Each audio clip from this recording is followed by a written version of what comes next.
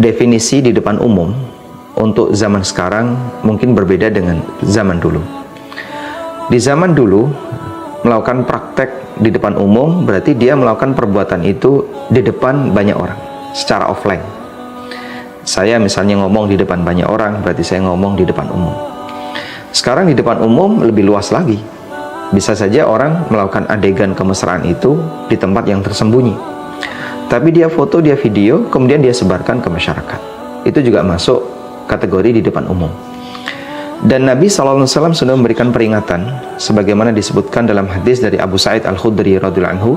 Rasulullah SAW pernah bersabda, "Inna min syarrin nasi manzilatan indallahi yaumal qiyamah."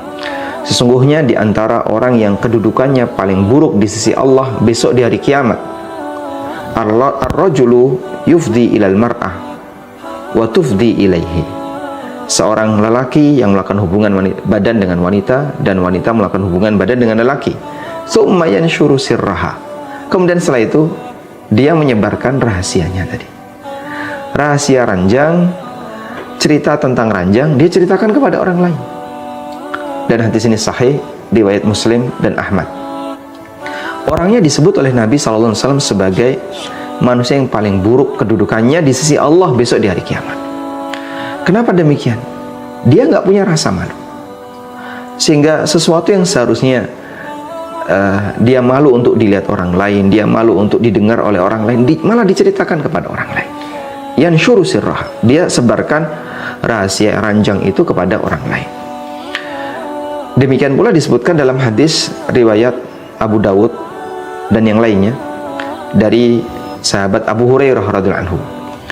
Pernah suatu ketika Nabi SAW salat jamaah, lalu selesai salat beliau salam, kemudian beliau tanya kepada para sahabat, ada nggak di antara kalian yang ketika bersama istrinya dia tutup pintu, dia tutup korden sehingga nggak dilihat oleh orang lain, dia bersama istrinya, lalu setelah itu dia ceritakan kepada orang lain?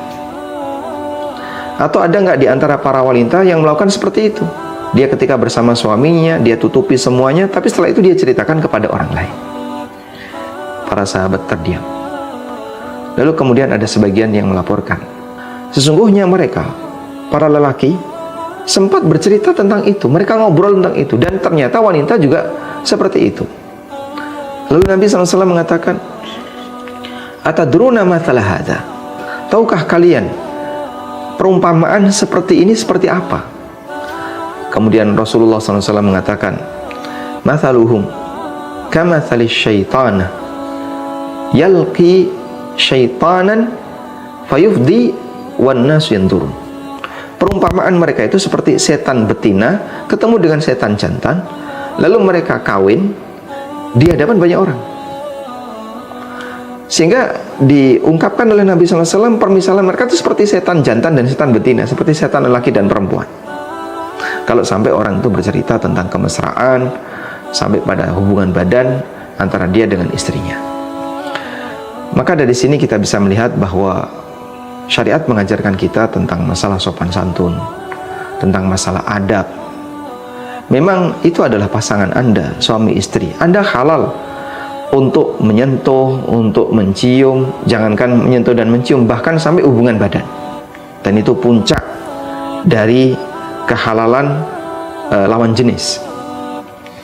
Tapi tidak selayaknya praktek yang itu menampakkan bermesraan, kemudian bercumbu, tidak selayaknya dilakukan di tempat umum.